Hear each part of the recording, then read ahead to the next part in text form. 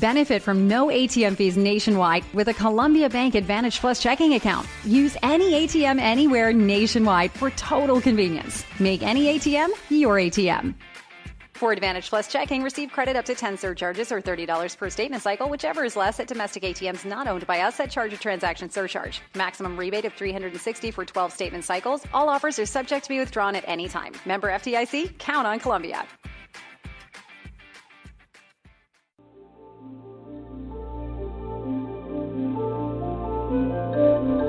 Journey into tomorrow and beyond on Future Trek, where hosts Janet Kira Lessin and Karen Christine Patrick explore new horizons, concepts, consciousness, creativity, and topics that will blow your mind and crack your cosmic egg. We now view the box from the outside and envision new paradigms that propel us to a brighter future in a trek into tomorrow, into a future that works for all of us.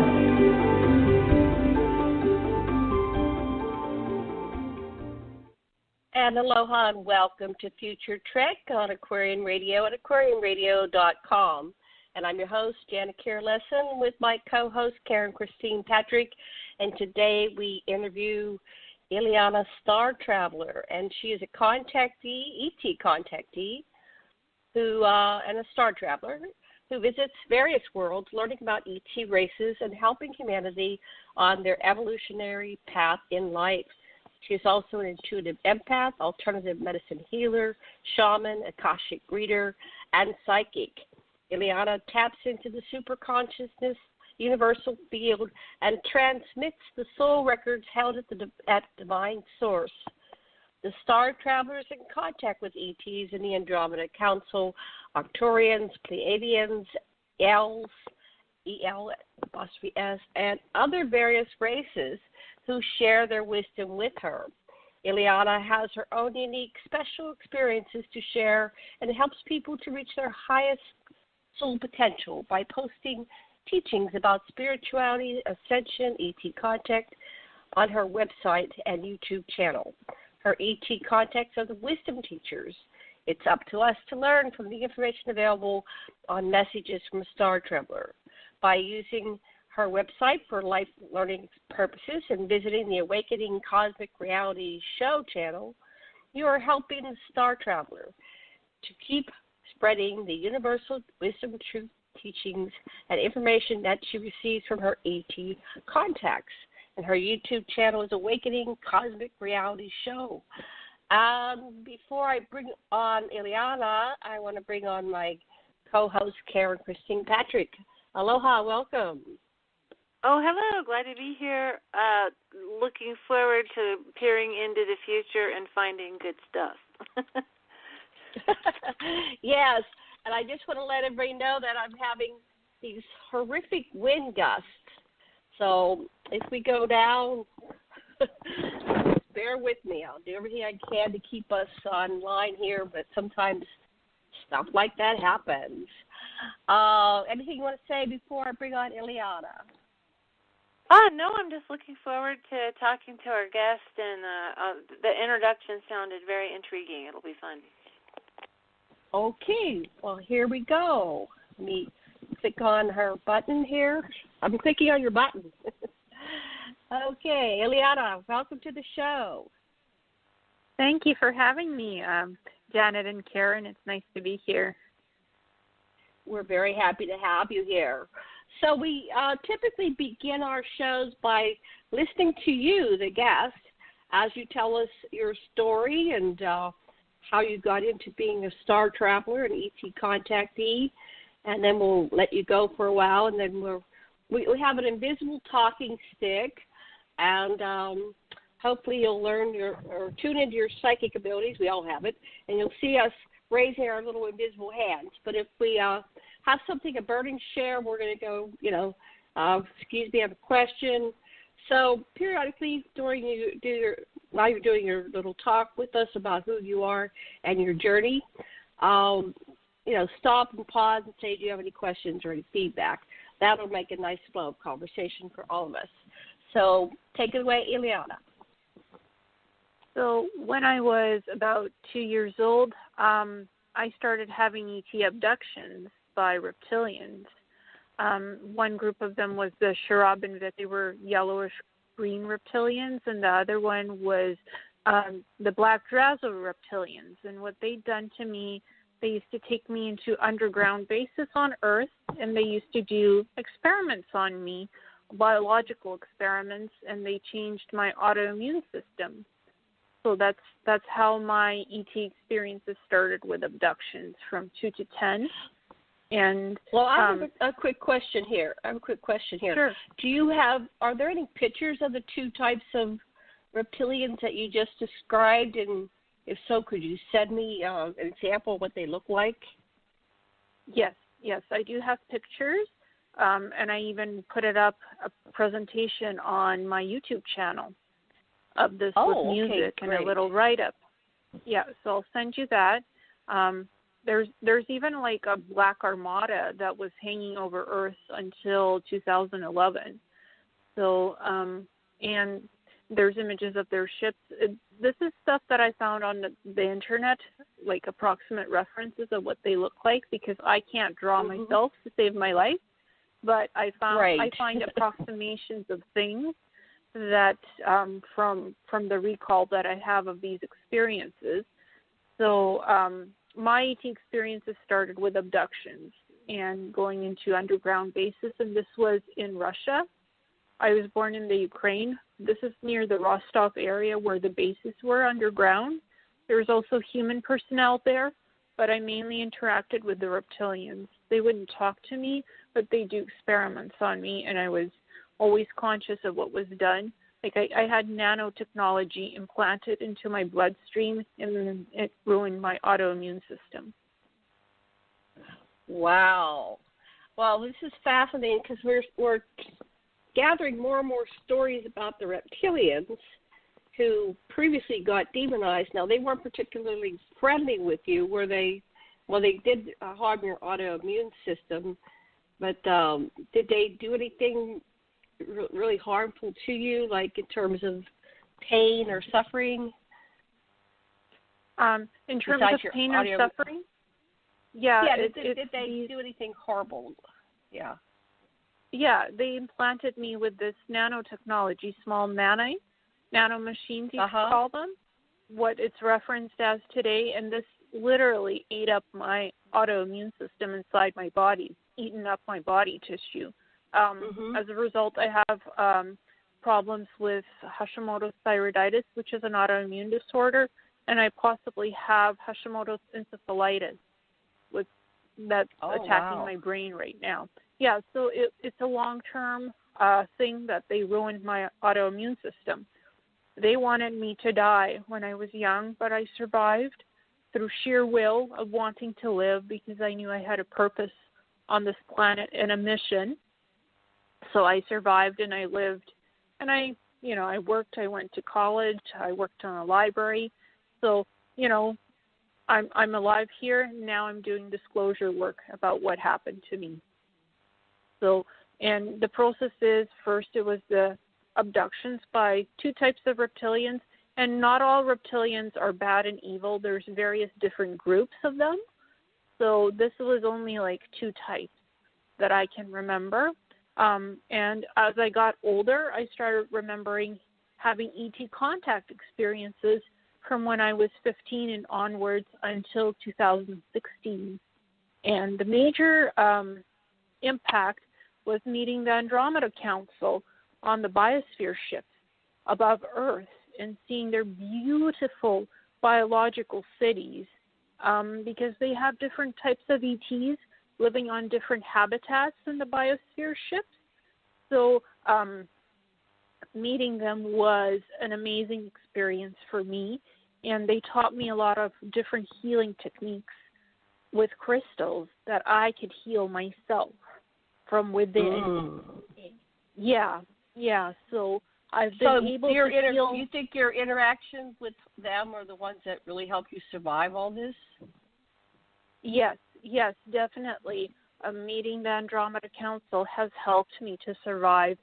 Seeing their healing technology on their biosphere ships and being in their cities, like seeing these beautiful parks, these beautiful animals on the biosphere ships, it has helped me with my healing process. They've literally taught me how to heal myself from within. Yeah. So meeting Maka, meeting Tanya Pikai, like I actually met those beings, and I saw how they help people. They don't interfere with your life. They guide you on your soul journey, basically. They take you up and they guide you on your healing journey, on your life path to wisdom. And that really influenced me to create messages from a star traveler. The Andromeda Council, they were the ones that asked me to create messages from a star traveler. Now, I'm not an ambassador for them, and I'm not a representative of them. I'm just a person who had an experience meeting them, an ET experience, and to share the wisdom of what I learned from them and other ETs. That's basically how messages from a star traveler came to be. Well, I'm looking at your site, and it's very lovely. Very nice site. It's got a lot of information. I recommend people go to it. I have the link up on aquarianradio.com, listeners, so do go over to the page for Ileana and click on her links to take you to her website, and she's got a Star Nations and all these different drop-down menus. You could probably spend a couple hours looking at everything. Thank you for doing that work. That's wonderful. Yes. Well, go ahead. Go ahead. I was really inspired by seeing the biosphere ships and seeing the organic databases that they have there of different species and healing modalities and healing techniques, and living in a clean environment that's beautiful of different species habitats, because they can host different ET species in the various habitats they have on the biosphere ships, because they have planetary exploration biospheres, they have healing biospheres, they have different biospheres for different types of missions that they do. So that really inspired me to create the website. That's what it's based on, their lifestyle and their wisdom. Do you have any idea how many beings are on the biosphere ships? Are we talking about hundreds of thousands or millions or billions? Well, they have about like 13 to 15 biosphere ships just in our solar system. So I'd say one biosphere ship can hold thousands and hundreds of thousands of different beings, because there is a space, a habitat for each different species. So they could hold a lot of people. They can even take half of the Earth population if there's a catastrophe and transport them on one of the biosphere ships. Do you have any representation of what the biosphere ship looks like? Because I've seen in my downloads, I'm a lifelong experiencer contactee, and I've seen one of their transport ships, and they kind of look like very beautiful giant jellyfish. And the round part of the jellyfish can hold like 1 billion beings in their entire ecosystem. That's what I was shown. Do you have any idea did you see them from the outside, or were you inside and have no idea what they look like from the outside? I have an idea what they look like outside and inside. Outside, it looked like this silverish blue transparent sphere, like a circular sphere, a perfect sphere, sort of like a glowing, liquidy, metallic type of a substance. And on the inside, to my human perception, it looked like futuristic cities where there's no pollution. The human habitat where I was on the third, fourth dimension, right? It looked like futuristic cities where the ecosystems were perfect. Everything was clean. Everything was, there was a lot of parks, a lot of different buildings made from wood and recyclable, biodegradable materials. So there's no waste. There's no pollution. There's no hunger, no disease, just very clean, eco-friendly, green environments. Mm-hmm. So that's what I saw on the fourth dimensional habitat where I was for humans. So for me, that really was, gives us encouragement that this is the potential. Okay, so you were interacting with these beings. You were kind of like a guest, like a visitor, and you said you weren't a ambassador or anything like that. No. I'm not an ambassador. I was just a guest and a visitor. I actually had wanted to make contact with them for a while, and I couldn't. And I just kept hating and kept on asking. And you need an invitation to come on board. You need to be of a specific spiritual vibration, of a pure vibration, for your invitation to be accepted to visit them. Because if you don't have good intentions, they won't invite you in. And that's with most ET species as well. You have to have a certain vibrational frequency to be able to, for them to answer your invitation and take you on the biosphere ships. So right. For me, it was about being balanced in my vibration, in my spirit. So you're saying, and I've heard this symboled in different ways, that like if you're like a harsh drug addict or something, or you're really angry and low vibration, you're not going to get an invitation. No, you have to clean up your definitely act. not. Yes, definitely clean up your act. And I had started already studying about crystals and stuff, and I was actually taking shamanism level 1 when I made the contact with the Andromeda Council. So, and they were seeing that I was in tune with nature. So I wanted to see the parks. I wanted to see the natural habitats, how the homes were built. So they took me to those parts on the human habitat level. And everything is organic. So their ships are actually what looks like, physical things like buildings and stuff. It's actually organic. Their biosphere ships are organic, partially organic, because they can make anything out of matter. It's like it's like holographic technology, but done organically. So they can manifest virtually anything that they want, and then they can demanifest that and make it into something else from energy. So that's what I learned that they're doing. And these beings go up to the 8th and the 12th density. So they have various different ETs on their biosphere ships. I saw like a worm type of being in another habitat.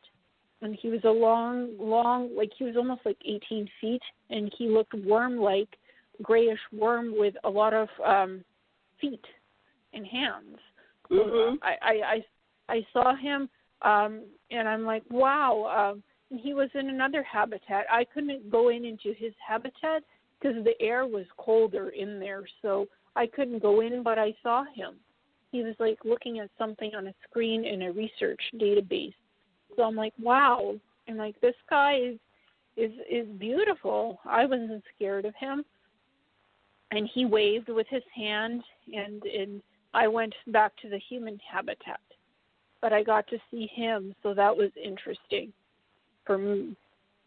Because I'd never seen an 18-foot worm type of a being before. So that was interesting. Yeah, when I went in front of the council of 100,000 beings, they all seemed to be bipedal with a head and, eyes that are kind of in the front of the face. And, they all looked in a range. I won't say humanoid, but they all looked, kind of in the same range. And they didn't show me the beings like you're describing, but they told me. They said, well, we're only showing you the ones that you would be really comfortable with, but there are beings of all kinds of forms, and they're intelligent, conscious, sentient life. It doesn't have to come in in forms that we perceive. They can come in any form, like you described, that being, and yet it's conscious and able to convey, hi, aloha, and greet you. And wonderful. Yeah. So he didn't say anything. He just waved one of his hands. Right. So, and I see on your website you have a lot of different species that are quite different looking. And I love what you did here. I'm just kind of scrolling down and looking at all your. Have you seen all these beings? How did you get these different types? How did you come to I find actually them? met all of them. I met all of them. Yeah, and basically I have photographic memory. So after I have the contact experience and I talk to them, I get to know where they come from, the star system, what planet, right? Their names, species names, what density they're from, what their mission is in life. Like after I get all of that, like I'm like a little historian. I ask them questions about their species, culture, and then I remember that because I have a photographic memory, and then I put information on the write-ups on the website. From my memory, recall that visitation with images that are reference likeness of these beings. So these images, they're mainly from the internet, but I'm just getting, like, you're guided to find these. Yes. Somebody's helping you find these because they're incredible. Well, thank now, you. I'm on the one about Ganesha, the E.T. George, you're calling him. Now, he's been, around Ganesha, or the elephant being in India. And, of course, you see all the Tonkas, and he's on these Tonkas. So you actually met, you call him, what do you call him? You call him E.T. George. Yeah, I just call him George, like others have, because others have had contact with him. I know that Muggsy has met George as well, telepathically, and another fellow. So, and George actually has a girlfriend. At the top of my head, it's hard to pronounce her name right now, but she's. They're very spiritual. They actually go into caves and they're seers. They're good with premonition, so they're seers. If you look at the bottom, towards the bottom, you'll see that they have seer abilities. So that's something very, very spiritual group of beings. So they had these beings on the earth in the past. Did you communicate with them? Are they still here? They are not here now, but they were visitors at one point. But the thing is, they don't have blue skin. They have kind of grayish skin, like actual elephants do. But their snouts or nose are not elongated like an elephant. They're very short, actually. So the artistic renditions have them with the regular long nose. Is that a different variation of their species, or is that just an artist creating a different image? No, that's the actual species with the shorter nose, the trunk, as you call it. That's how the actual species look like. So the Indian, I think the Indians embellished it a little bit. They embellished it. Okay. And then I see the cigar-shaped craft. I have actually seen that craft. That's a very good rendition of it. I've seen that craft, the cigar-shaped craft. But it wasn't quite exactly. It had a row, just one single row of windows, and you could actually see in it and see beings in that craft when I saw it. I saw it one summer night when I was 12 years old, very clearly. It was just like treetop, right treetop in the middle of suburbia. Oh, this is wonderful. Okay, so you're just a visitor. Now, tell me about when you visit, how do you get there? Do they teleport you? Do you go up in a craft? What's the transportation system? Most of it is teleportation. They just beam you up, or they create a portal and you go through it physically, like it's physical. Sometimes it's psychic, like just psychic communication with them. If I'm not feeling well, they won't beam me up to the craft or to the planet or to to underground somewhere, they'll just talk to me telepathically. Or sometimes I'm in my light body. I have the ability to manifest a semi-corporeal light body and to take myself to the ship, to literally take my soul in the semi-corporeal light body, take myself up into space and put myself on a ship or on a planet. If you think about it, the best reference I could do is Q from Star Trek, like that being. Yes. That ability. So the best reference I can make to what I do with a light body. And that's actually what I look like in a light body is on the home page of my website. The lady in blue. Go look. Okay, hold on. I'm going to home. Hold on, I'm going to look.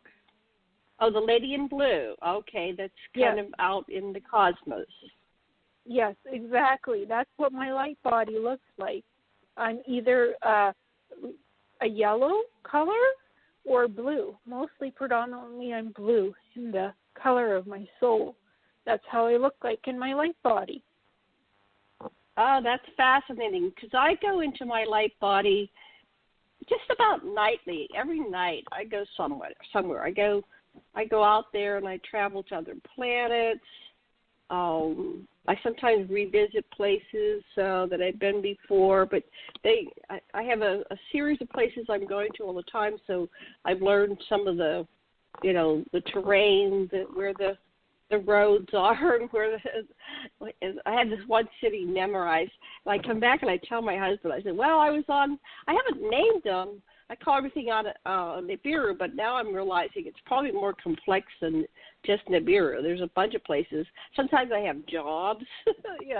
I was doing my work last night in my other life, and so, well, this is fascinating. I love it. I love your site. I'm enjoying it tremendously while we're talking here. Okay, I'm going to let you talk for a while. I'll shut up, and maybe then in about 10 minutes, maybe Karen can ask you some questions.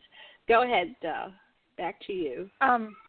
And my major ET experiences was meeting the elves, E-L, not elves, but the L, which are like an ancient race, ancient builder race. They're descendants of them, and they come in different densities. So I met a woman who's part of my soul family. She tells me she's my cousin, energetically. Her name is Anea. So she's this beautiful woman who's almost like she's like 12 to 16 feet in height approximation with blue skin, and she's on a ship that came into our solar system from 13,000 years in their future. They came back here in this present time, and they're here to help us with our ascension process. So she's been teaching me about their history, and she said there are 6 people on your planet that are light keys. She calls them light keys, who are soul incarnates from their race, from the L race. Oh. So she's now. Yeah, and she said. I was looking for. Do you have a link for the L race on your site?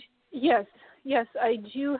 I do have it in the facts page on the PDF files. Facts. Okay. Yes. So basically, she's on a ship called the Akashic. That's the big biological ship they're on. There's also another ship called the Anishin, which is much smaller. It's also one of their ships, and they're guiding the light keys, which is one of them is me, and I've met 2 other individuals who are light keys as well, but I don't know who the other 3 are. So there's 6 of us on the planet. In the Anunnaki lore, L means God. So you have Jor-El and K-L and the Gabrielle and all the angels are L. That means of God, source, or source basically, not the little g God, but oneness. Yes. Well, they're definitely not Anunnaki. They prefer to be called the descendants of the ancient builder races. That's what they've told me. So I'm just going from what Anea has shared with me. Well, it's wonderful, wonderful. So you said it's under fax and under PDF files? Yes. I could go and look for it. There's a lot of different information. Oh, this is the most amazing site I've seen in a long time. Now, are you planning on writing some books with all this information? You really no. I don't have the patience for it. Well, you had the patience for this website, and it's amazing. It's absolutely amazing. Well, that was my psychic hint. That sometime you're going to be you'll be given the patience to do this because this is a wonderful resource here that you have. Maybe at some point. Yeah, maybe at some point. But right now, I'm very busy with other things, and yes, the I understand. website. Yeah, the website was, I'd say, a labor of love. So it was just beautiful to do, and it was thank you to the Andromeda Council. They gave me the energy to do it and guided me to do it, to create it. So it's wonderful. Well, thank you. I think I would have to find the information about the elves and send it to you because there's a lot of different files here on the website. It would take me a little time to find it. Thank you. After the show. The Descendants of the Ancient Builder Races. So if you want to click on that, it'll show you all the detailed information. I'm looking for that. Here it is. All right, that's the L. Okay, wonderful. I want to give Karen a chance to ask you a question or interject her. Karen, are you there? You're missing this wonderful website. Highly recommend you when you're done to go on your computer and look at it. It's just amazing. Oh, I will. I'm just kind of listening and taking it in. And so you were talking about the light keys, and I'm always interested when people begin to get the gist of their mission. Was that something that happened to you really early, that it was totally clear, or was that something that kind of came to you over the course of your life, and then what do you think that mission is? I would say it came to me like later on in my life when I started to do the shamanic studies, when I started studying Native American shamanism and doing past life regression and soul retrieval incorporation. So that's when I found out that I'm basically a hybrid, an ET hybrid, Andromedan Pleiadian hybrid, who is here to help with the ascension process. That is literally my mission in life. So, and a light key, it's basically meeting different people and helping to guide them on their soul and life journey to whatever they need to go, helping them to realize their highest potential. That's what a light key does. And to also live a balanced, harmonious life, an eco-friendly life. So that's basically what I've realized, to be in tune with the earth and to heal Mother Earth, literally. Oh, that makes a lot of sense. So, like, overall, like, we just had the State of the Union, the State of the State here in New Mexico. What is the state of the planet, in your opinion, and where's it going, and how's it progressing? We need to wake up. All of us need to wake up. We need to learn about the ET existence of ETs in order to find out our true galactic history of what's going on, what's happened to this planet, and where we came from. So that is the state of the union right now. We as humans need to help ourselves. The ETs will not save us. They won't, especially Andromeda Council only intervenes in catastrophes or disasters, like man-made disasters, like a ballistic missile almost taking out half of a planet. So they intervene on that. That is their core goal and their core mission. And they always say, you need to help yourself. All of the ETs, the positive ETs who I've had contact with, they all say, you yourself need to help and save yourself and the rest of the planet. It's up to the human race. We can teach you, we can guide you, right? But we cannot literally save you from yourself. You have to do it. We can give you the...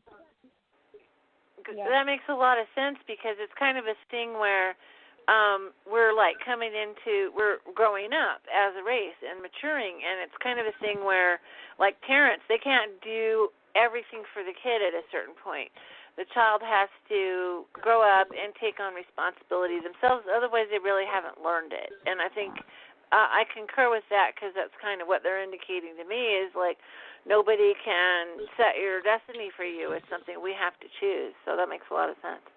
Thank you. Yeah. Well, I have to intervene in there a little bit, because we have been messed with, let's just say, by species that were blocking out necessary information for us to make intelligent decisions about our reality and our future, and we're continually being messed with. Both of you, what can we do about this constant negative intervention? And when I went before the council, I just said, please help, because there's just so many dark forces here that have basically repressed us and given us a bunch of lies, and we just don't know what's up or down or back or forward, and we really need some intervention in regards to what information is being given to us so we can make the right decisions. You can't make the right decisions when you don't have all the information. That's what so do true, you Janet. think of that? Yeah, it's like, get yourself educated about what ETs exist, what's out there, about what our government is doing and hiding from us. Get educated. Find reputable sources of information about ETs and start learning what types of positive and negative ETs there are out there, what kind of contact experiences you might be having, because that's crucial. Knowing who you have contact with is crucial, and also revoking soul-level contracts is also important, because there's so many different abductions going on still to this day. So saying no, I do not want to be taken, I do not want to be abducted, I revoke all soul-level and physical contracts, whoever that group is, or entity or programs, right? And just getting an education. Well, what do you mean by a soul-level contract? Are you saying, and I've heard this from Misha Johnson, I broke my contract. So there was some kind of soul-level contract you had with beings and allowed them to abduct you? Is that what you're saying? Yes. Sometimes there is a soul contract, karmic contract, where for some reason you agree to be abducted by an ET species to learn something. I never agreed on a soul level to be abducted and experimented on by the reptilians, so I chose to break that contract, literally, revoke it, remove it, and so they cannot influence me anymore. So through the shamanic work, I learned how to do that, how to literally say no to them, how to remove them from my soul energy, from my soul essence that is in my human body and outside of my body. Because we exist everywhere in the universe, and we are powerful beings as humans. So just realizing that even, that we have the power to say no, don't take me, I'm not interested, I don't want this. It's as simple as, on a basic level, I'm not wanting this. Of saying no. So, Ileana, I've had positive experiences all my life, and at some point I did that, apparently, because it's like, no, you can't do any of the, it might be who I am as a soul. I know I'm conscious and I'm unconscious at the same time. I have blocks in parts of my memory. I have great awareness. But one time they were taking me, and I said, don't knock me out, don't make me unconscious. And they said, it's always been your choice, and of course we won't so I started having more and more like conscious experiences and remembering things. So that's true. We do have our basic rights, our human rights in this whole thing that's going on, this abduction phenomena. So I even resemble it as an experiencer. I don't even use the term abduction. And ever since I changed that in my own mind, my experiences have been more and more positive. In fact, when I return, it seems like I'm vibrating on like a very high frequency, like as if I had taken acid or something. I guess the natural DMT is activated. You talk about shamanism and stuff like that. So that might be what's going on. I have a couple logistic questions, and we'll go back into this because I find this absolutely fascinating. Where do you live in the world? I didn't catch where you live. I live in British Columbia, Canada, by the ocean. Oh, yeah. Yeah, oh, yeah, you told me that. I live in a small little resort town by the ocean because I need to be really close to nature and be part of nature for my health and for my soul mission. So I've been here almost 50 years now in this area. And recently I moved to Kelowna, BC, and I came back after 2 months. It just didn't feel right energetically. I came back home, back to Vancouver area. So I really love the ocean, and I love this beautiful forest. I live near a forest, so for me, nature is important. Nature's important. Yeah, I'm up in the jungles in Maui. I live up in the jungle. I have to be in nature too. I really enjoy. I'm surrounded by giant trees and stuff like that too. Now this. I saw one of your things says it's a PowerPoint. So you have this prepared to do a PowerPoint presentation sometime? Oh, okay. I can explain to you the process of how I do these presentations. I gather I write down the information from my memory recall of the ET contact experiences. And like you, I don't like the word abduction. I prefer ET contact. That's a good way of calling positive ET encounters. So what I do is I sit down, I meditate for like 20 minutes, close my eyes, and the memory recall comes of the ET experiences, what I had the previous night, what I had a year ago. Like I recall the experience, and I just jot it down in a PowerPoint, right, in a write-up, and then I find the images. I convert it into a video with music or voiceover. Then I post it on my YouTube channel, and I also post it in a PDF format. But it starts with a raw PowerPoint. Oh, that's lovely. I'd love to someday do a Zoom and we can share images and really slow this down because this is the most amazing sight I've seen in a long time. I've been researching this field. I will be 64, so I've been having experiences since the crib. So I have 64 years of experiencers, and I've been interacting and working with experiencers lately a lot because people are starting to wake up. But as a child, I was kind of isolated because who could you tell about this stuff, right? But just to give me a point of reference, because we come into physicality and we anchor in the timeline at a certain point, and then we have, these experiences that we call life. What year did you come into 3D reality and join with your human avatar? And you said you started in Russia. What year was I born in? January 17th, 1985, so I'm a Capricorn. Oh, yes. And you have a birthday. When was it? January what? January 17th, yesterday. Yesterday. Oh, my goodness. Happy birthday. Wow. Oh, thank you. Happy incarnation into human avatar day. Yeah. Wonderful. But I know, I was born into a 3D reality, but I exist on multiple different densities and realities because my soul travels. That's why I'm called a star traveler. it travels. Like, I don't even consider myself completely human anymore. I know that I'm a hybrid.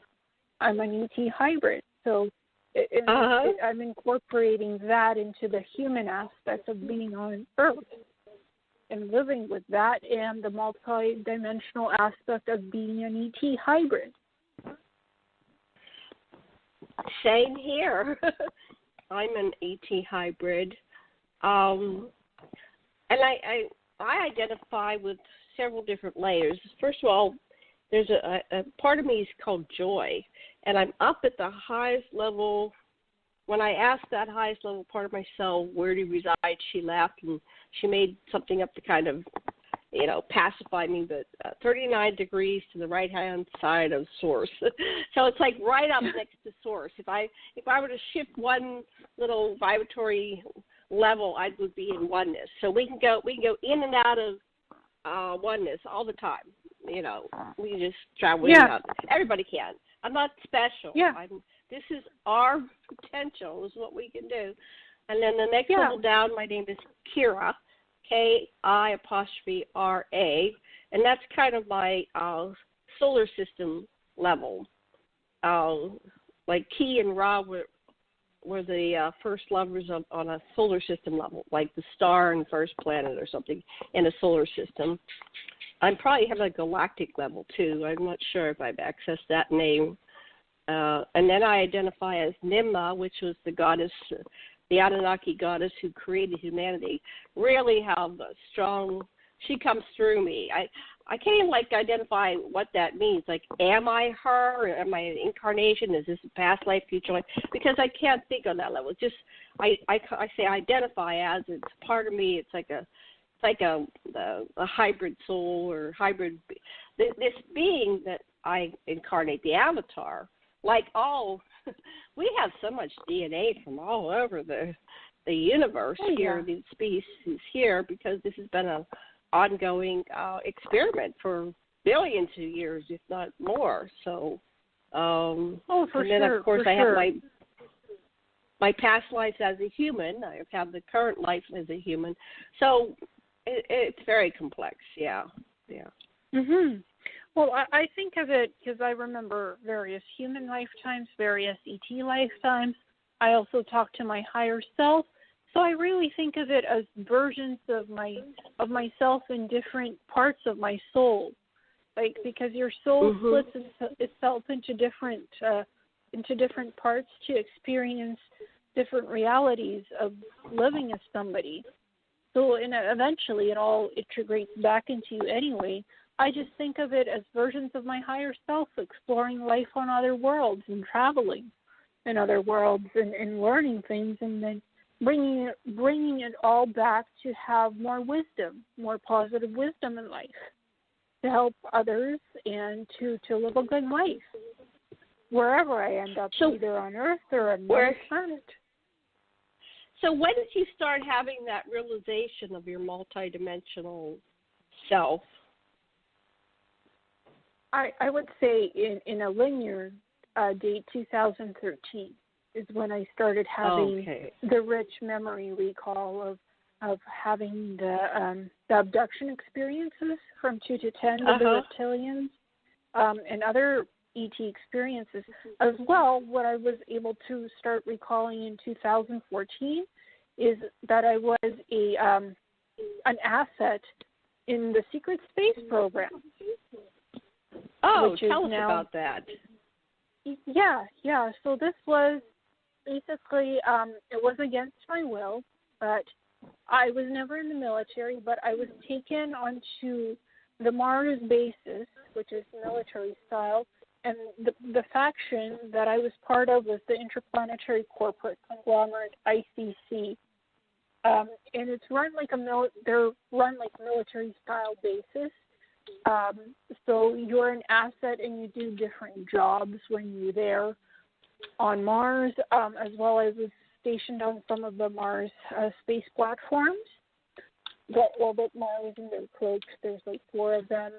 So, and this was done through modification of time, like literally taking me and doing 60 years in this quantum leap time travel program with the secret space program. So literally they kept reversing my age cycle and keeping me young constantly while I did 14 different jobs throughout a span of 60 years. Wow. So they've been doing this for a long time. You're about the third or fourth person I've heard that's been like in the 60-year and back program. So yeah. Well, that's amazing. So who was doing this? You go back 60 years, you know. Yeah, that's a long time ago. Yes. Well, I don't think of it as a long time ago. To me, it's like still happens sometimes because they still take me once in a while. Even though I've said no to them, sometimes they slip through the buggers. But it's all done not on a linear timeline. It's done with time travel. They literally can create time portal corridors, so they shift reality, and it's not. You don't even know that your reality has been shifted. You think you're in the present time, living your normal life, while at night you're taken and you're doing other things off planet on Mars. You're being sent on missions. You're doing these jobs off planet. There's no longer dirt side. You're somewhere else. So in linear time, going back, that would have been 1958. I wasn't even born yet. So they're taking you back in time, or this gets confusing. So you weren't even born yet, but Yeah, they're not taking me back in time. On Mars, 60 years. Like it's literally 60 years on Mars. On Earth, it's like nothing ever happened, really. Right. It's like 14 years on Earth and 60 years on Mars. So when did they take you for this 60-year and back program? Because when I was talking to what's his name, Tony Rodriguez, he remembers being taken out of his bed when he was like 8, and then he was returned like the 25 or 15 minutes later. So he woke up in his bed, went down to have breakfast with his parents, but all this time had passed, and he had all these memories of being an adult and. Yeah. Well, for me, it started when I was 15. I was taken into the space program and discharged when I was in 2014 officially out of the Mars program, out of the ICC. So it's like 14 years span. Feels like it's been 14 years, but on Mars it was 60 years. Wow. So, and I did normal things. I went to college. I worked in a library. I did all normal human things on Earth, and yet I was also taken off planet for 60 years and started regaining my memories of that in 2013-14 when I started learning past life regression, a hybrid form of hypnosis with shamanic techniques to remember various experiences off-world, like I just call it supernatural, not the normal world, the supernatural aspect of off-planet, being an asset in these off-planet missions, in these programs. So what is Mars like? What's going on up there? Well, Mars has an atmosphere. It's very thin. There's some trees on it, but it has a lot of high altitude. So you're in these biodomes or in the underground bases. If you want to take a walk, right, on Mars, you have to wear a environmental suit, a thin environmental suit with a breathing apparatus. So you need oxygen because it's still low oxygen. It has some oxygen, but it's very low. So you need an environmental suit that you wear when you're outside of these biodomes, bases, or cities, or colonies, as they call them. There's a lot of underground facilities as well, cities and facilities, not just on the surface. And they built them out, and So they have biodome habitats now with lakes, with trees, with forests, with different labs, different bases, and human habitat studies. And so that's what it's like on Mars. Would you describe it as, was it kind of nice? Was it pretty in any way? Was it a nice life? I wouldn't describe it as a nice life. I was put on the bases. It's military-style bases that the ICC runs. I would say I worked 12 hours a day on various projects, communication, some science stuff. They put me in laboratories. They put me in aeronautics type of environments to create Neuralink implants for the spaceship, for spaceship communications. So a lot of research and communications and stuff like that. So I wouldn't say it was nice. It was more like military style, living in quarters with 12 other people, one room with 12 bunks. Wow. Did they give you any money, any pay, or were you just a slave? I was not a slave, but what the incentive was working with advanced technology. That was the incentive to interest me into it. I also had Neuralink implants, so if I wanted to get off of Mars, I couldn't. I'd have nosebleeds, seizures. You know, if I wanted to go home back to Earth, I couldn't. They just activate my Neuralink implant and send me into shock. So I couldn't get off Mars, but I wouldn't say I was a slave. I wasn't made to do horrific things per se. So I don't call myself a slave when on Mars, but it was military style living and very regimented. So do your work, don't interfere with anybody else, just stick to it, and that's how it was. Wow, that's interesting. Karen, does this explain any of the things that might be going on with your simultaneous life you're having?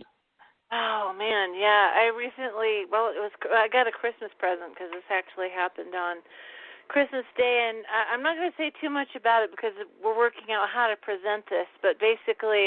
we'll save it for another show, just a little bit. Yeah, go ahead. Well, just briefly, I have been aware. I think I was in one of those 60 and back type of deals, and they took me and returned me at the age of 17 because I literally woke up one morning feeling older than dirt. I mean, I love my parents, but I was very intolerant of the, immaturity because, I was now their elder, sort of soul-wise, and I felt sort of jaded of the world. All the, young people, eager things that you're supposed to be at 17, I kind of wasn't after that. And that didn't make any sense till I found out about those programs, and it was like, oh, okay, that makes sense. And then on Christmas, I have 3 eyewitnesses to Other Me. And Other Me is apparently 15 years older and works in the secret space program. I think underground here, or had her career and quit, but was underground here in New Mexico because this Other Me came and visited me in front of my family here in New Mexico, and it's a strange story. But what's interesting is that, and this would kind of formulate as a question, is like, don't they have enough, people to fill jobs? Why do they have to come take us and utilize us? This is the part I can't figure out is why do they, just not, here's me having my life, doing my thing. Why do they got to use me in other capacities? And I think I'm pretty aware of like 4 iterations of myself. This a little bit older me, possibly another one off planet, and I think the 4th one is future me because I just don't feel like that one's been born yet or hasn't entered the time stream that they have their conscious life. So that and finding out about cloning programs and all kinds of stuff. Why, what's so special about some of us that they just kind of have to recycle us in that way? It's really a strange thought. Have you gotten any ideas of why they're doing this? Yes. Yes, I do. Like you said, what makes you so special? What is unique about your soul that makes you special? Do you have any psychic abilities? Do you have any certain things that you could do that really make you special and stand out?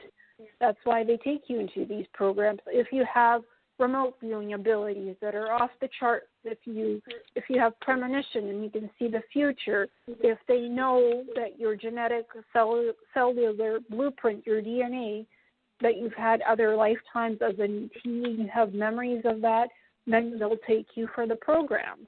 What makes you special on your soul level? They grab you for those things, actually. Okay, that makes sense, because it was kind of weird. Once I got a good description of who this doppelganger other self was, it had a specific kind of job. This was a person who was a psychic tracker. This is a person who could find somebody in space and time with their energy signature and monitor them and or facilitate even like a rescue situation. And so when I finally got the gist of what this person did as a job, I realized and also was involved in building a computer database of personnel, so was involved in that. I actually had a background in high tech. I realized my psychic abilities developed after an awakening incident. I literally could step in and do that person's job now. I actually remember enough and have, uncovered my own abilities to know that, that's what they used it. They did not seem to use in this iteration of my life as much as they used it as a job description in the other one, is kind of how that I felt. Did you get that feeling when you were discovering your own abilities? Yeah, I've always been psychic since I was born, and I have a photographic memory, so I literally, anything you tell me, I will remember and can describe in exact detail as you showed it to me, as you told it to me, as the experience happened to me. And they actually had put me in communications on the Mars bases, doing research and putting it in databases in communications, like scrambling communications or descrambling it and setting up security protocols so people couldn't psychically hack into these databases, like energetically, infusing energy with technology for shielding. We were in the same thing then, because it was told to me as the psychic sentinel program, where literally people had the ability to make sure that the random remote viewer or hostile could not get into the databases and get information. Yes, exactly. I know what my purpose was. I'm a key, and if they put me in the right place, I open the Stargate, and you can see into the other dimensions. And I didn't know that until I was on Johnson Atoll, and they took me down into the underwater installation. And anyway, I went through this whole kind of like eyes wide shut ritual, but everybody's dressed up in beautiful gowns. They were just medieval times, and I was led down, or I actually led the team down into the center, and there was a giant wall. It was black, obsidian, and I stood in this light right before the wall, and the wall dissolved, and there was a huge mother reptilian, a dragon. That's why we love dragons so much, because at the core, the dragon is the mother, and just because we have a different form, we all share the same DNA and the same consciousness and the same soul. It was a very, very positive experience, but apparently I've been in Project Stargate since I was born, and I came in with a lot of conscious memories of who I was, and the interdimensional beings would just pour into my bedroom when I was a child, like the Stargate was open, and so that was 1954. So they've been watching since the 50s. What I do, that's why. But I've always had I always feel sorry for everybody, because they've had, horrendous things where they can experiment. For some reason, they've always, the best way I can say is that they've always treated me like royalty, like I'm the princess or something. And I go, why me? I'm the same, but why me? Why do all these people have horrendous experiences, and then they're just always treating me so nice? But I don't think I think I'm involved with the ship that you went on, the higher realm ship where everybody has to be kind and loving or they don't get the invite. I think that I am an ambassador. Yeah. Well, I just call myself a visitor and an experiencer. Because they actually, from what I understand, they actually have to. There's a ceremony, and they label you as an official ambassador or representative for the Andromeda Council. If they don't do that, you're just a visitor and an experiencer. So there's various levels of it, from what I've understood about the Andromeda Council. It has to be officially approved by them. Officially approved. And I could be involved with Pleiadians or identify with, I think, they're all connected at the highest level. That they're humanoid, they're all from the Lyrans, right? If you go back in time, and the reptilians are kind of like that was the original division. But if you keep going back in time, we're all from source, so it's an artificial division anyway. Yeah. Yes. And they have the ability to change time, to change realities. So it's like to them, time is not linear at all. It's just a gateway of frequency and vibration that they can visit anywhere they want. So if you tell them we have linear time, they'll say, no, you really don't, because time does not exist. Right. Time is just really the planetary cycle that is just passing. It's not. It's a lifespan. What we only live 100 years, they live thousands of years. It's just biological perception of chronometer inside yourself.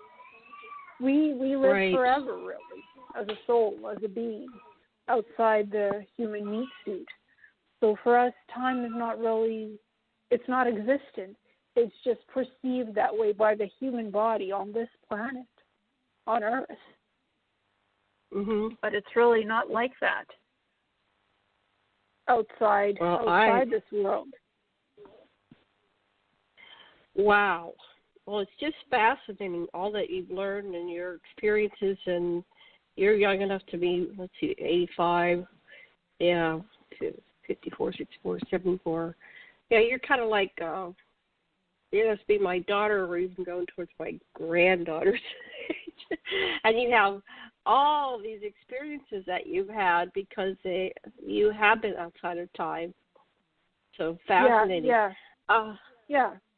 I'm 33, but I seem like an old soul to people. When I say I'm 33, they're like, what? You seem a lot older and wiser than that. Yeah. You definitely are. You're not 33. You're an old soul. So and so they chose you because you are an old soul, or else you agreed to do this on some level, I would imagine, right? I never felt like a victim, and what I realized is that it's like there's no time, so you can shift timelines anytime. So if you're in a perception that this sucks, right, that it's really bad, well, you can change the channel or move into a different lane, and you'll be in the same reality, but it feels better, or the responses are better, and it's a better vibe. So we had the experience of this at 8 a.m. All the alarms went off here in Maui at everybody's cell phone, right? And it said, incoming missile, this is not a drill, you have 15 minutes to get to safety. And it's so surreal. It's like, I'm an immortal soul, I get that. Do I run? Where do I run to? No, I think I'm just going to stay here. I'm going to call my sister and say goodbye just in case. And I'm going to just hold my cat, my husband, and just go on to the next adventure. But my sister said, well, this can't be real. Now, my sister's very Christian Mormon. I said, okay, well, what do you want to do? She goes, well, let's pray. So she prays, and then I go, well, that should do it. And so then we went outside. Why did we go outside? They're going to bomb us. We're supposed to go crawl in the bathroom. I said, well, I don't want to crawl in the bathroom and get blown up. I'm going to go outside. So we went down and on the path. one of my tenants came over and she said, "Oh, it was a false alarm." I said, "How do you know?" She goes, "Well, I work for the hotels and they just called me." So that was probably, I lost track of time at that point. So we probably would have blown up if it hadn't been real time. But we were just so out there, well, what do we do about this? Do we do anything? Is it real? Is it fake? So when we were analyzing it later, I just said, well, my sister and I just switched the timeline. And so my husband would go, "Are we dead somewhere?" I go, "Yeah, probably dead somewhere. Yeah, it did blow up. Yeah, So it's all the above. All the potentials exist. Yeah. It's just where do you want to experience it.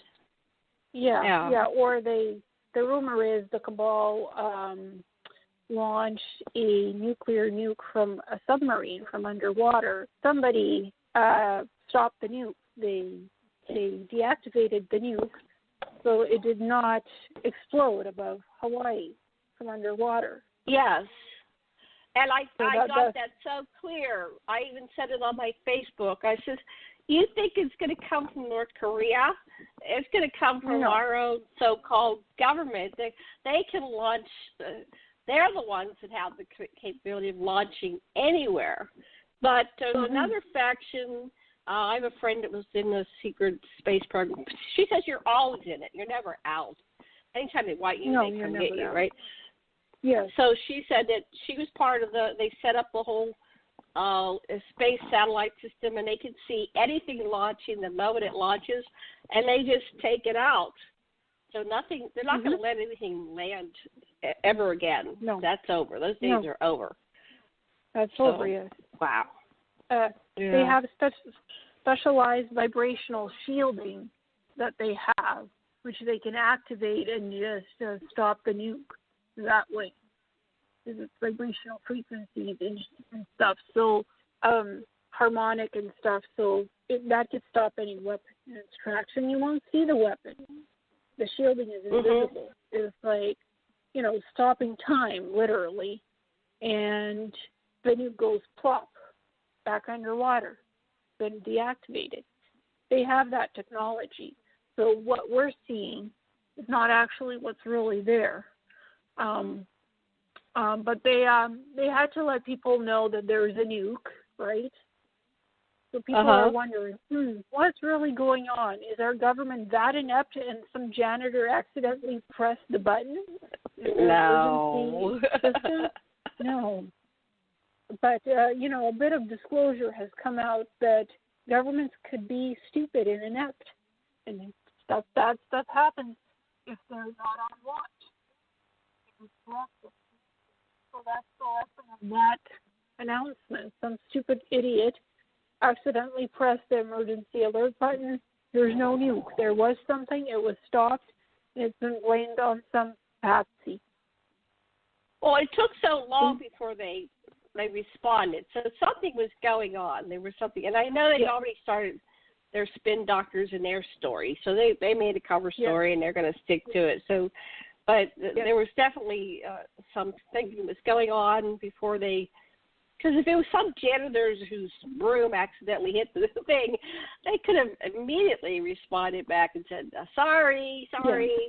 But I don't think they're going to have the button just sitting out anyway. It'll be like two different people are going to need keys to go to launch it. You know, it's not going to be just some worker who's going to do that. So anyway, so that was fun. It was very, very interesting to live through that. So since you were running inside and on the secret space program, now you were just like a worker bee, like a grunt. You weren't in any kind of command position or boss, were you? No, I wasn't a boss. I did have respect within my unit for whatever job I was doing. I demanded respect and I got it, but I wasn't the boss. Yeah, you weren't the boss. Did you have any fun at all? Did you no, go to I the had movies, fun with the go technology. bowling? Well, no, not exactly. I had fun building Neuralink implants and integrating that into the human head and also into the ship system. So one can talk to, so the pilot can talk to the communication system on the ship, figuring out how that works and how to do that. Like literally, how to build Neuralink implants, like these little nanofiber things that are coated in gold, how to put that into a person's head and make it link up to a communication system on a ship. Uh-huh. Well, I have a question. How did you put it into somebody's head? How was it put in? Yeah. Well, basically, how did you do that? The head, right? Your skull has these little holes in it that breathe, right? So you put the nanofiber optics. It's like little wires. You can't even see them. They're smaller than hair. You put it through those holes in the skull, and you send it in to the central complex of the cerebellum, and it just wires up through the whole brain like a computer system, like a supercomputer that's super small. It's fiber optics. You go through the nose? You go through the nose? How do you get it into the skull? No, you do it. There's like little holes in the skull, that actually breathe. You put the wires through there, and it goes into the head. Oh, I didn't know there were holes in the skull. There are, yeah. There's like it's like for breathing, like your brain breathes. So if you guys research that on the internet, you'll find that the skull has little holes in certain places. And through those, things could be, if it's advanced technology, like advanced alien technology, it could be adapted to create these like small fibers made out of gold that are inserted through those holes, and they go to your central nervous system in the brain, beside the cerebellum, and it just takes over the brain completely, and you become like a supercomputer. So wow, that's what I was learning how to do, and then you interact with computer systems psionically, like psychically. These Neuralink implants, they amplify your psychic abilities like a supercomputer. So you can interact with any type of technology. So you can fly ships with your mind. Yes, exactly. Yeah, that's what they had me building and creating for pilots of these ships. Okay, I have another question. Go for it. I know there was an iteration of something like that was implanted through the nasal passages. Is that a little bit step down technology, like an earlier technology, or what do you know about that? Well, they have various degrees of technology. Like these factions, some of them have more advanced technology, some have less. Yeah. So you can do it through the nose, you can do it through the mouth, you can do it through the ears, you can do it through anything, but it's much easier to do it through those breathing holes in your skull when it's Neuralink implants, specifically coated with gold, one of those Neuralink type of implants. So it's not a physical chip that you can actually see on an X-ray or an MRI, because they don't want that technology being visible to the naked eye of our technology.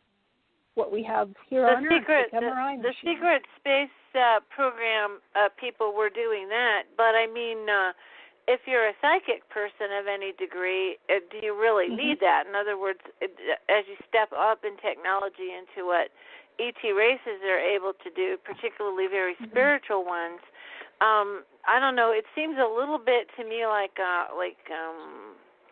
training wheels of what ultimately is an advanced psychic ability that doesn't necessarily require technology.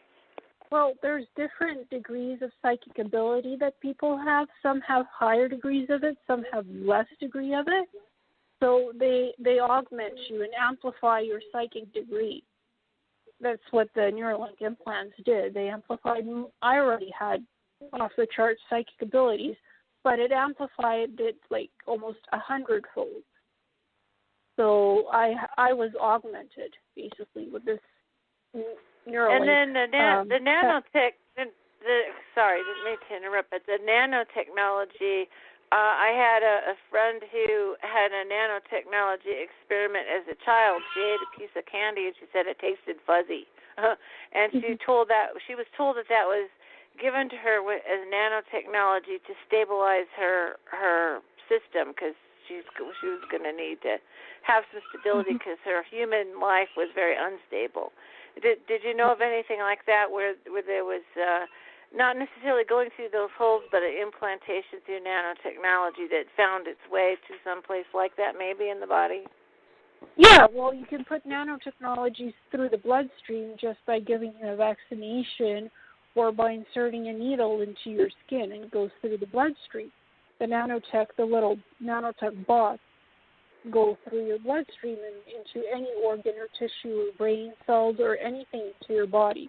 It can either heal you, like stabilizing, or it can destroy your body tissues, as well as what the reptilians did to me.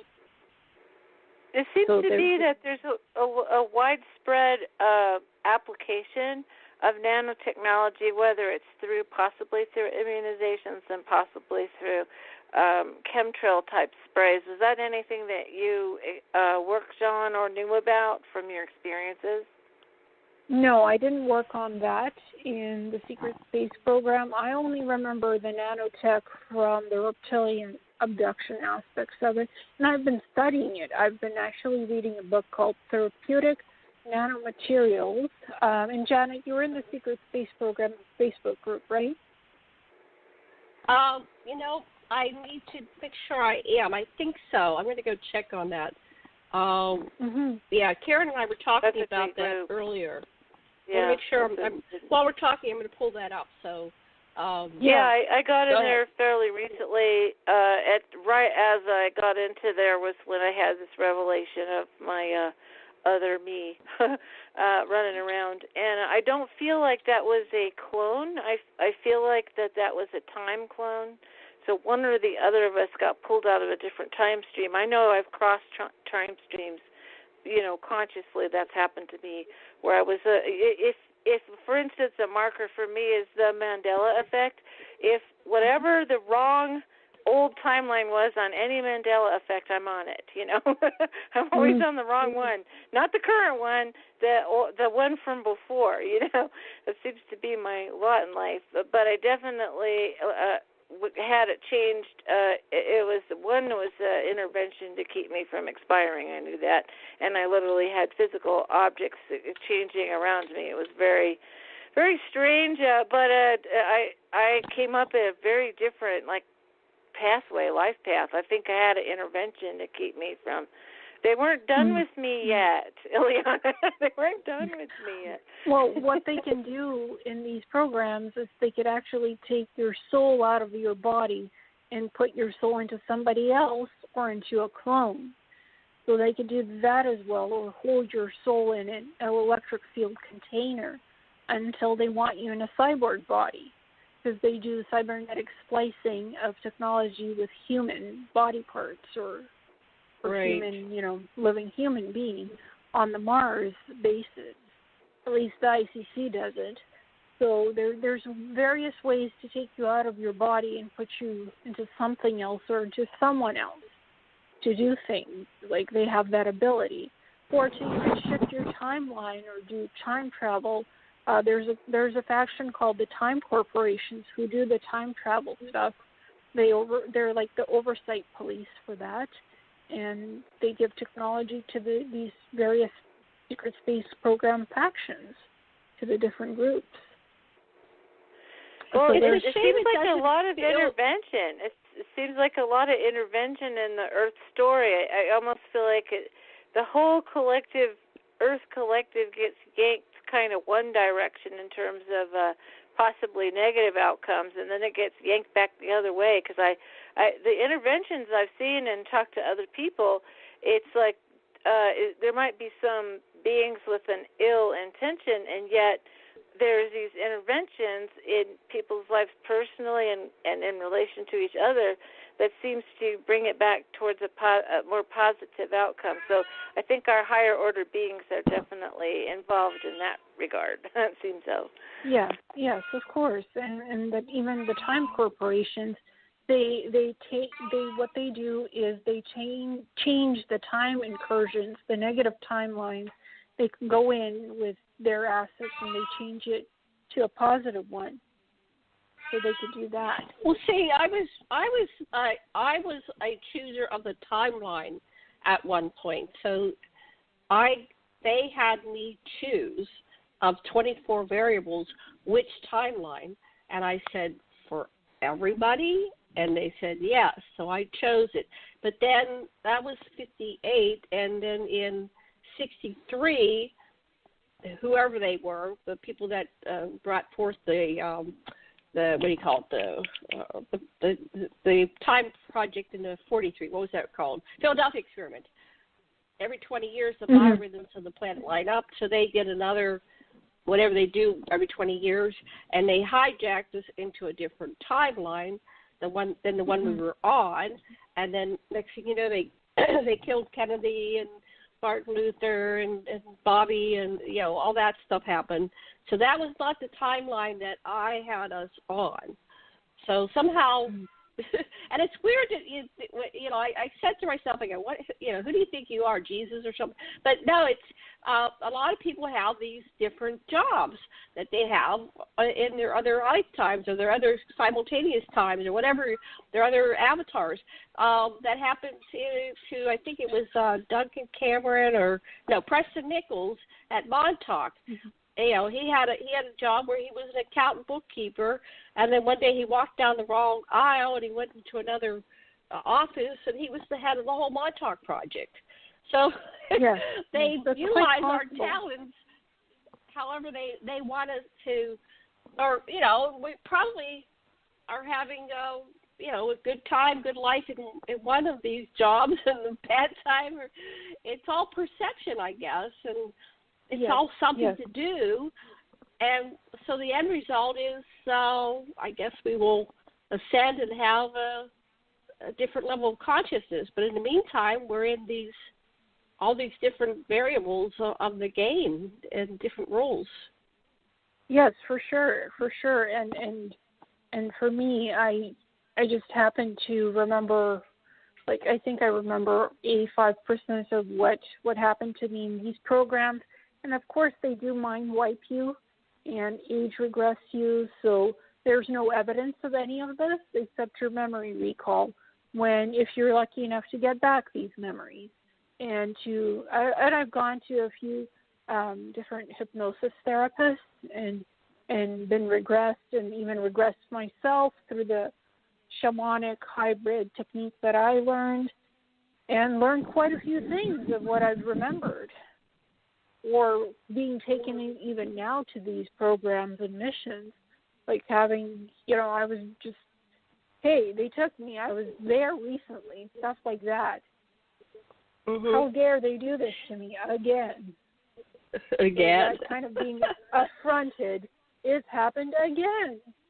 So, and just having the recall, and I jot it all down, and I put it all in these video presentations on my website, on my YouTube channel. I've interviewed other secret space program experience to them. So there's quite a few of them out there that I think are credible. And I won't just take anybody on my online show.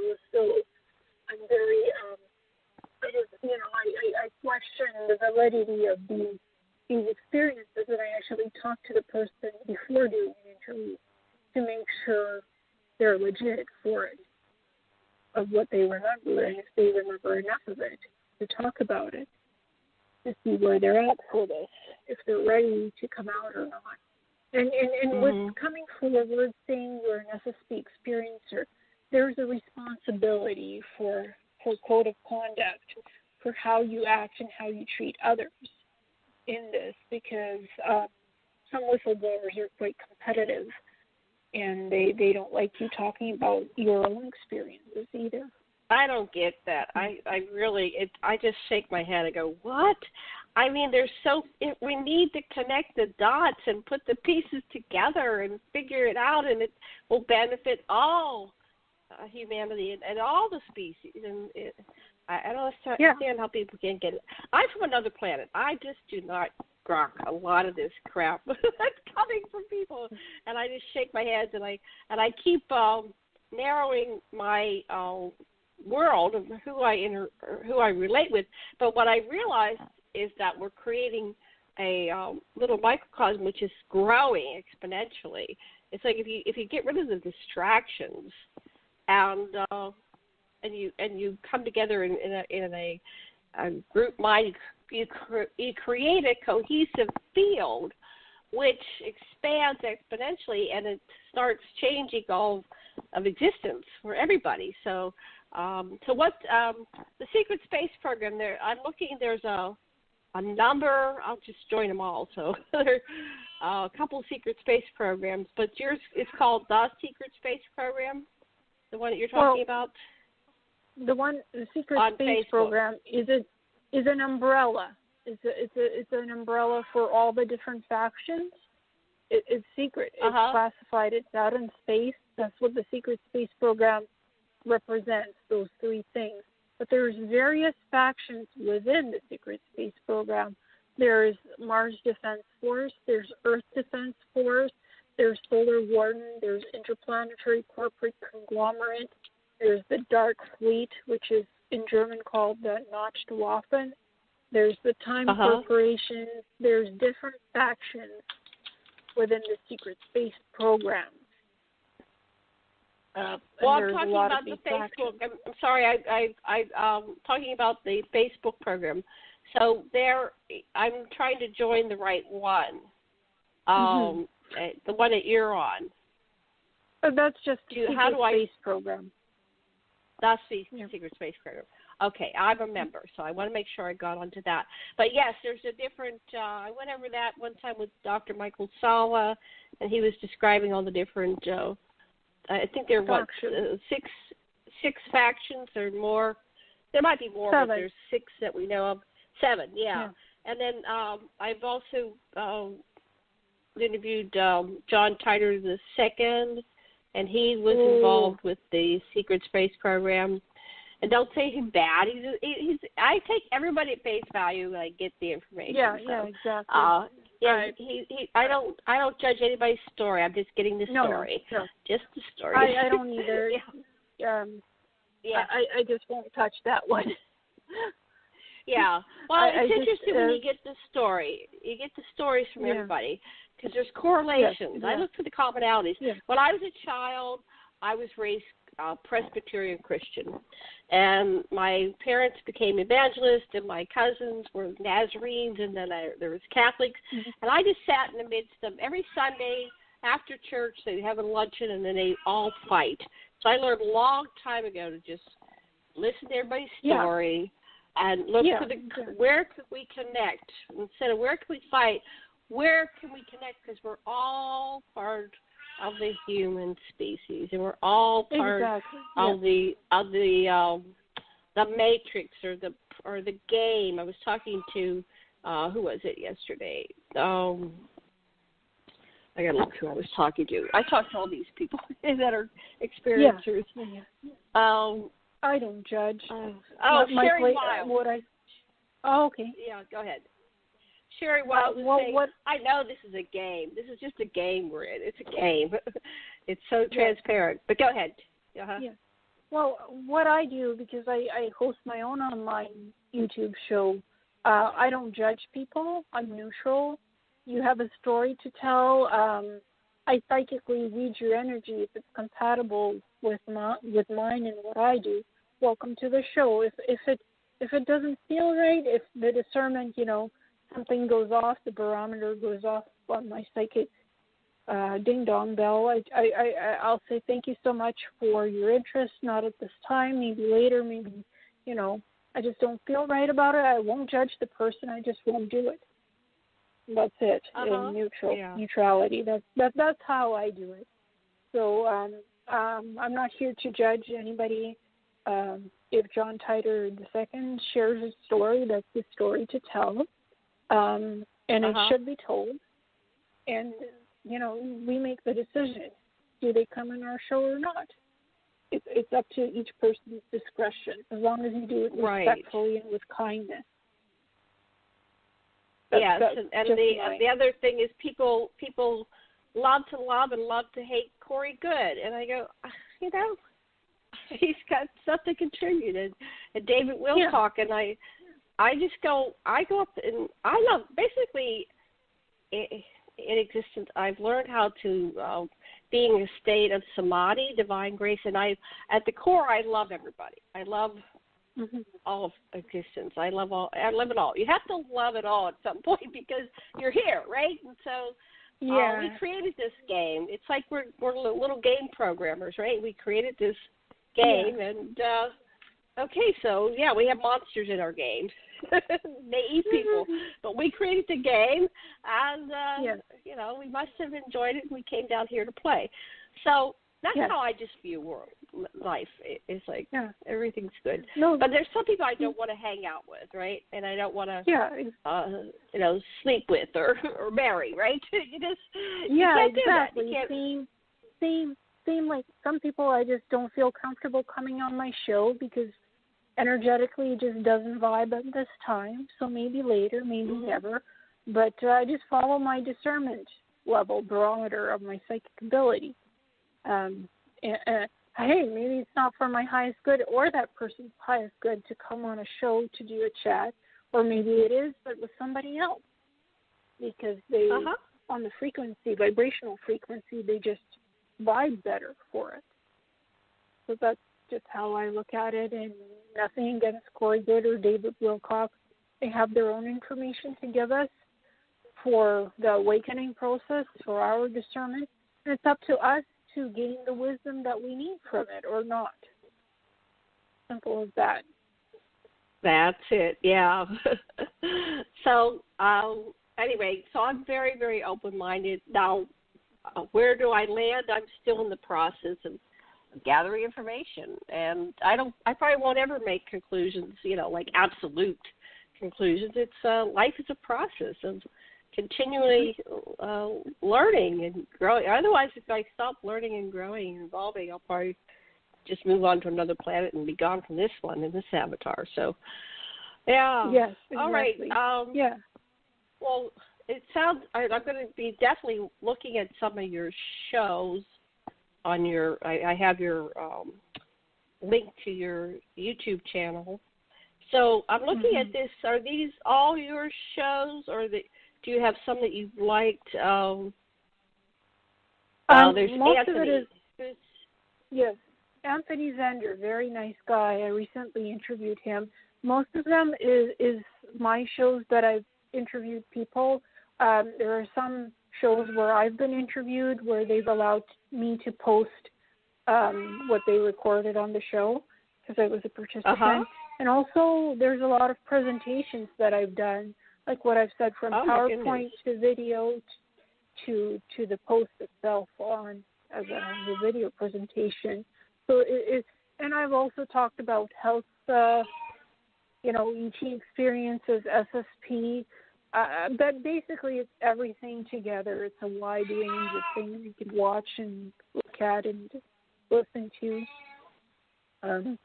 I highly recommend it. I haven't seen a single video yet, but I know it's going to be great. So I'm going to be going over to at the end of my day. I like to kind of relax and watch things like this. So I'll be watching this. So I have of all these, which one do you recommend to start with? What's a good? Where should I start? Oh, you can start with Anthony Zender. He's very interesting. Okay, I'll start with Anthony Zender. Very nice guy. Very 4-part interview discussion over 4 hours. 4 hour span. I just split it up in 4 parts because it was long. So he's very nice. He's written a book. He's familiar with Atlantis, Lemuria. He was in the secret space program, so very knowledgeable about different things. So I recommend him. Tony Rodriguez. Yeah, we're going to have him. You got one with Tony? Yeah, we're going to have Anthony Zender on. I've interviewed Tony twice, I think. I'm going to have him back. He's fascinating, very articulate. Penny Bradley, I've had her on. I love Penny. Oh. Me too. Yeah, I love everybody. Well, yeah. That's not love, right? Yeah, and I did an interview with Penny a few months ago, so that's on there as well. Very fascinating. I've included some of the artwork I found that represents what she's remembered from the Secret Space program, so I can send you that link if you'd like. So Excellent. Yeah, a lot of goodies in there, and it's widespread. It's not focused just on the Secret Space program or just on the ETs. There's healing, there's lifestyle, health stuff, so there's a lot of different things, and it's all in playlists, so it's nicely organized. Life wisdom. Now, I have a question about healing. You know, I've heard of all the different healing techniques that our Secret Space program have, from reattaching heads, reanimating dead bodies, regrowing limbs. And then the Anunnaki, they had extreme longevity, living hundreds of thousands, if not millions of years, so that's part of our DNA. And so that's one of the reasons that I'm looking forward to disclosure is, creating the reversal into form or extreme longevity or something, because I'm not quite done with this Earth experience, and the program we have now is that we only live to be, somewhere between 50 and 100, and we're dropping over dead. And so that's a program, and I'd like to continue. I want to see the end of this movie, right? Yes. And I don't know when that's going to be. So I'm really interested in longevity and healing, and I know that I go at night and I get healings, because the other day I felt really sick, and then last night I always say they were working on me, because it's like I get into the rejuvenation chamber or something, and then everything that feels yucky, by the time I wake up, it's like, whoa, that's gone. So tell me a little bit more about healing. Well, from the Secret Space program aspect of it, they have the holographic medical pods, which can reverse your age process to make you young. They could, take away any disease possible that's known. They can remove the disease and put healthy DNA back into your body. What they can do is regrow body parts and regeneration tanks in the green goo.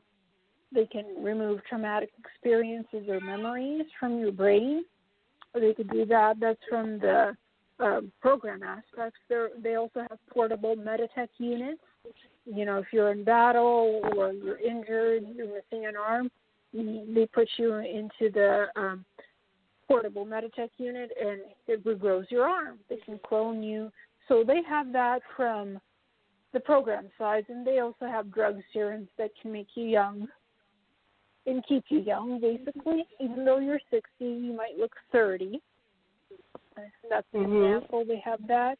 And but from I prefer the organic type of healing with crystals, with energy work, stuff like that. For me, that makes my soul sing. That's what I do. I work with herbs, with different salt supplements, stuff like that. That's how I rejuvenate myself, and with high vibrational food diet as well. That's something I'm into, a natural organic healing way. That's what I prefer to do. And I don't want to go the transhumanism route of replacing organs with something that's cooked up in a lab, basically with nanotechnology, because you can grow organs with nanite technology. I don't want to 3D print a heart and put it in my body. So I really don't believe in that. But those are examples of healing technology they have. Well, one of the things, I think it was Randy Kramer said that he was put on a machine and his arm grew back, and so it happened like 3 or 4 times because he was in the battles, and then they eventually said, you're doing it yourself. We're faking you out that you think it's a machine, but that actually that ability is within self. So I'm just, that's why I say we're in this program. They think that we believe that all these things can happen, that, these bad negative things that happen to our bodies and they age and die. But we actually have that ability. I wonder how we can do that. I mean, stating it is part of it, but how can we actually turn that switch so we can rejuvenate ourselves and not have to go through some 60 and back program that we have that?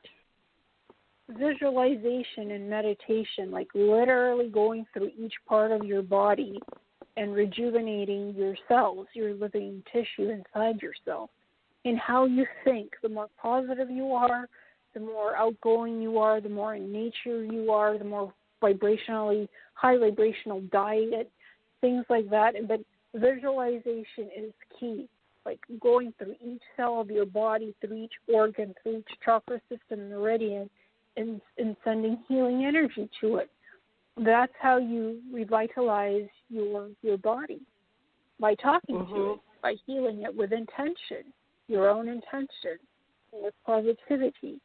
That's how you have long life and longevity, and actually being happy in life, doing what you're passionate about in life. If you're stuck in a dead-end job, 9 to 5, that you hate and despise, you're not going to live a long life. The more happy you are, the longer you live. Yes, that's part of the key, yes. Okay, Karen, we're running out of time. What would you like to say? Questions, feedback? No, this is just fascinating, and I definitely want to definitely look at your website and see what's there. And in this show, concept of the show is future Trek, and I'm hoping that humanity decides to graduate and grow up. We literally could have all these things very quickly. We'd have to let go of scarcity-mindedness. We'd have to let go of fear. We'd have to realize that the most valuable thing is not gold or land. It's each other and our relationships and love. Yes. So, I think it's, and then that's, the future that we see in Star Trek and things, maybe minus the bad guys, that'd be nice. No Klingons. Yeah. I think we could have that, and it's a mindset. It's a mindset. We'd even improve our situation just with a loving mindset. And I know that you've gotten, I'm hearing sort of the subtext that you've gotten those messages, and I've gotten those messages too. If you could elucidate on any of them or sum them up, like what's the basic concept here as you see it? Well, the basic concept is to live a good life, to be good, to be respectful towards yourself and others. Don't be always selfish and thinking of yourself. Save the planet. Be an activist in something. Say, for example, they want to cut down the forest that's next to your house. File a petition with the city saying you don't want that. Stand up. Get a bunch of people to sign a petition because you want your oxygen levels to stay. You want trees to be replanted, right? You want to protect nature, protect the oceans, clean up the planet. Just do your part. Be a part of something, a movement to save the planet somehow, to save the human race. Be proactive instead of sitting on your butt on the couch like Star Trek. Get off your butt and do something good for the planet and yourself and others. That's basically the message. Pretty good. I like it. Yeah. Literally, do something. Be proactive. Be good. Do something positive for yourself, for others, for the world.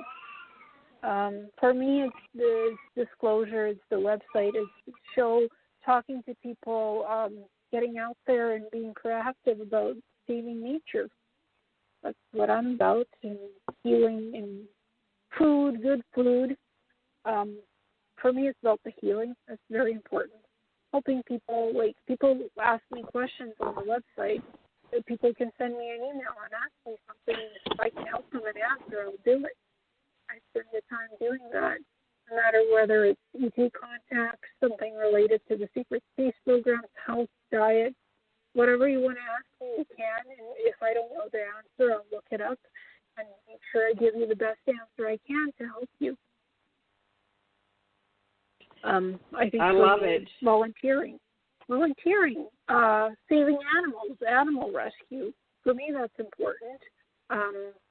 So, if you have wildlife somewhere and it comes up to you and asks for food, give it some food that's acceptable to that animal type.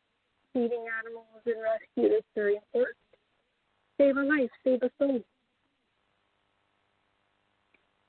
I have a cat colony. I've done my share of rescuing animals.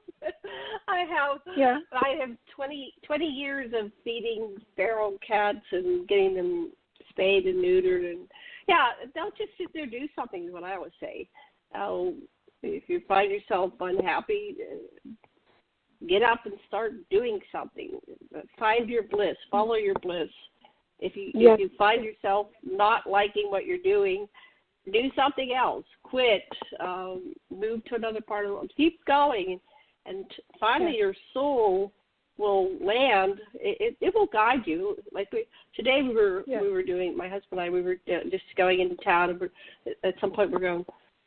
It's like we were being led, but we were like I was going in the wrong direction. I didn't know where I was going, and I would park the car and I'd start walking. It was a very magical morning, and I'd find somebody, and they'd have a piece of information. It's like, oh, that's why we're over here lost. We were meant to walk this way and talk to you.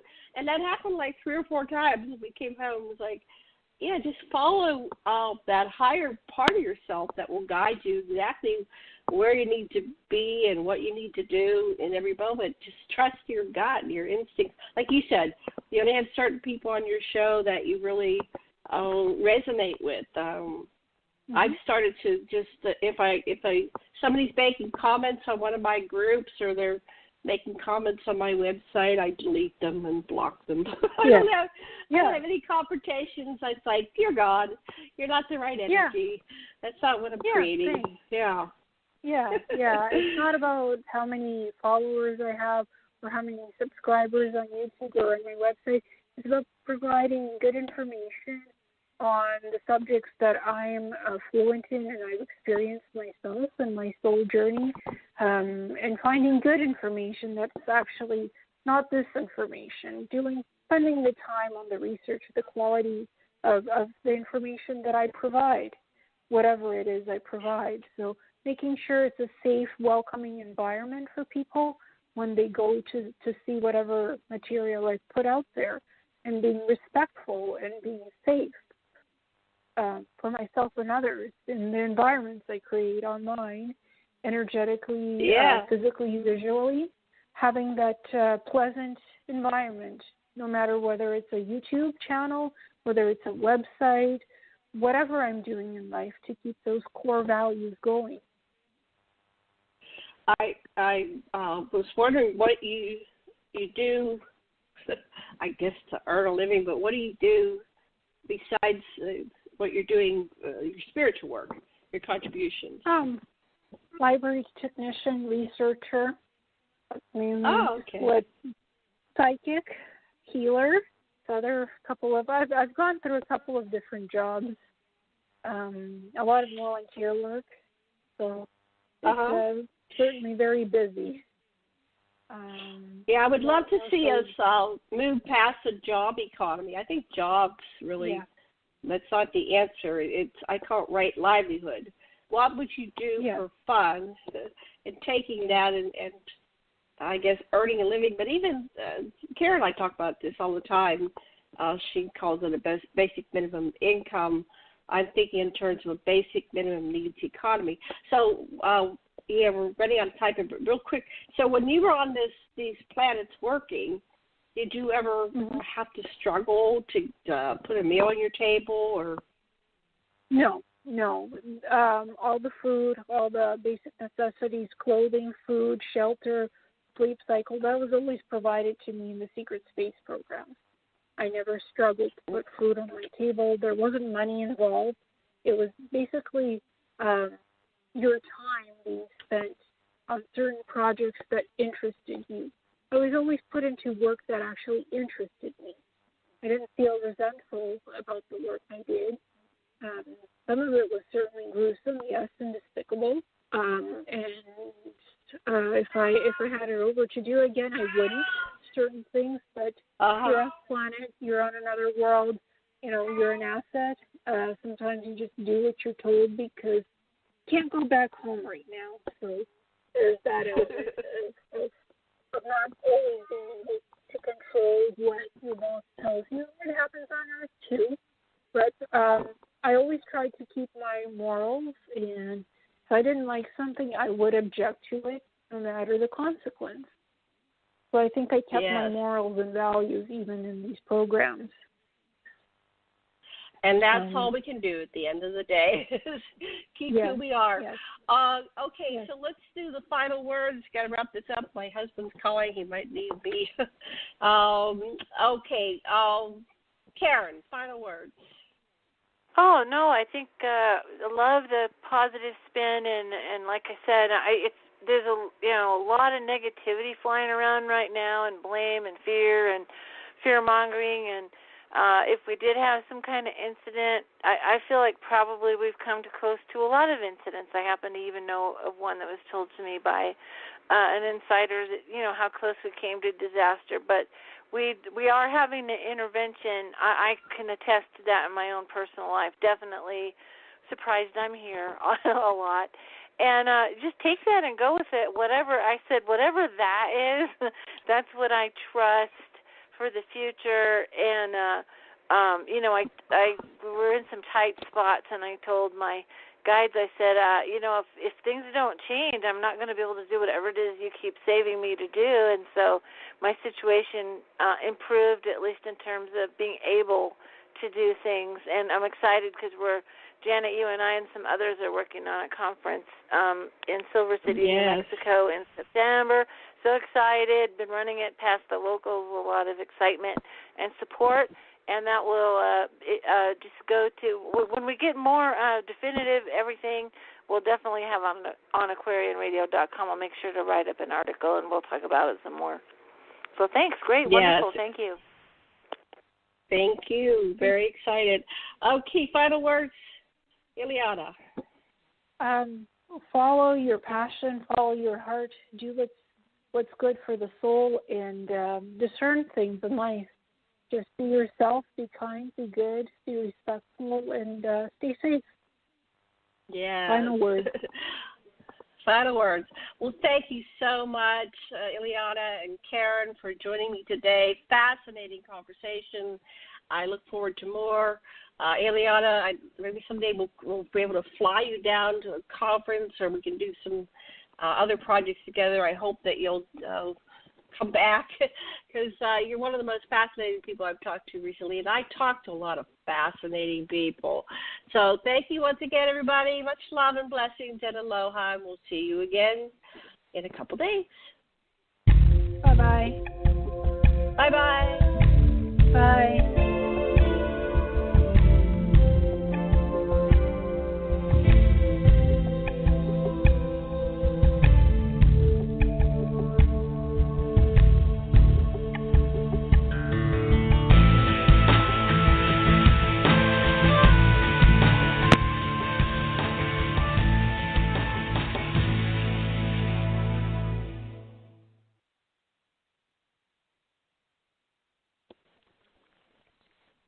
Have you heard? Metro by T-Mobile now includes Amazon Prime. Yes, enjoy the best of shopping and entertainment, movies, TV shows, music, free shipping, and much more. All included for just $40 per line for 3 lines. All on the T-Mobile network. Discover the smarter way. Metro by T-Mobile. That's genius. One offer per account. Offer subject to change. $12.99 per month value. Offer valid for new Amazon Prime members. Metro customers may notice reduced speeds versus some T-Mobile customers. Video at 480p. Capable device required. See store for details and terms and conditions.